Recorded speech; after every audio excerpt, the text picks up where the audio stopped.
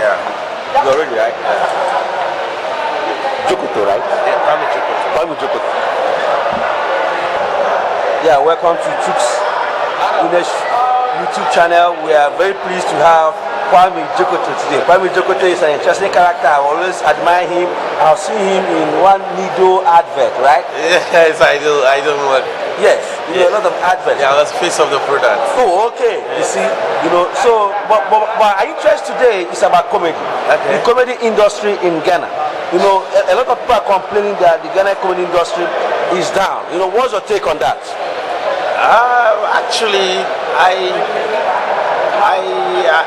see, it is not something which was up and it has been down. But only when you compare to Nigeria, it is something that is there. So when occasionally they bring Nigerian stars down to come and stand and perform, they realize that it's also possible. First in Ghana, what we were doing, it was in a local language, and because it was in a local language, we term it as concert people, you know.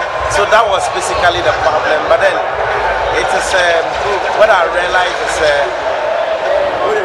later we realized that we can do what the Nigerians were doing. So maybe that is the reason why they use Nigerian to be a standard measure and saying that it's going down or it's not coming up. But it is not something which was driving here. We were having one star who was doing theater, standing up, you know, KSM, who some of us were looking up to. He was our model. So basically that is about it. It was not something that was there and it is collapsing. So what you're saying is that Ghana has comedians? Sure, but you see, Ghana, we have some funny attitude. They won't do. When you are doing, then they say, no, he's not doing well. So they use the Nigerian as a standard measure to compare and those things. But then, Nigeria, it was an industry itself. It was something that he was doing alongside their movies and other cultural activities. The stand-up was also there. It was something people were, so day in, day out, there was a challenge for a competition, each and everyone doing trying to overdo. So it makes competition tighter for, you know, so that is it. But then the type of comedy they do here, we can't contain it because it's our culture. It's not easy to use an elderly person as a subject of, you know, comedy. You get, so it becomes stiff. But Nigerian can just put a president there and just give it to the president. But here, you see, we can't contain it. So let's look at the way forward. Yeah. Okay. You know, what's the way forward for Ghana comedy industry? I think that if we really want to do comedy, we must accept it that this is a joke. You get it. But it's very hard. I quite remember sometime I was on stage. I just did a comedy. It was about the blind. Then what do you call it? NGO said I am making fun of the blind. You get?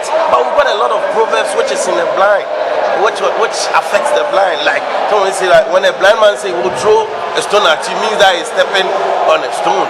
And that's just a proverb. You get it? But then these are some of the things. So we force ourselves to be so stiff that we can expand.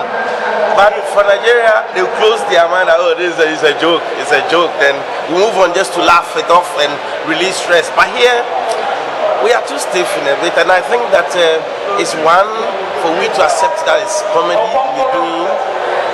Two,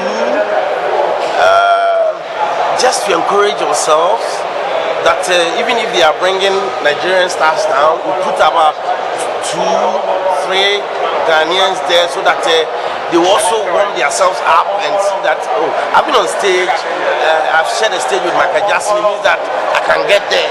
You get to serve as an inspiration. But they will bring Nigerian stars down, and even MC the show is a Nigerian. You get, so it's something. It doesn't inspire us, though we enjoy it because some of their jokes, you know, it's nice. But then it's up to us that we have our own, so that we blend it and it will be So I think that we should also give our people some platforms to perform alongside. First, they started recently with a couple of stars, but then later they dropped that. And I don't know whether because they don't give us here, you can't say that you are doing comedy all out. But Nigeria, somebody can say that he's doing comedy all out because he can play about 3 shows in a year or 2 shows in a year that can take care of him. But here, they won't patronize, so you can't say that you are doing comedy alone. So when somebody say, Charlie, next month we are doing comedy, it's now that you are going to rehearse, research.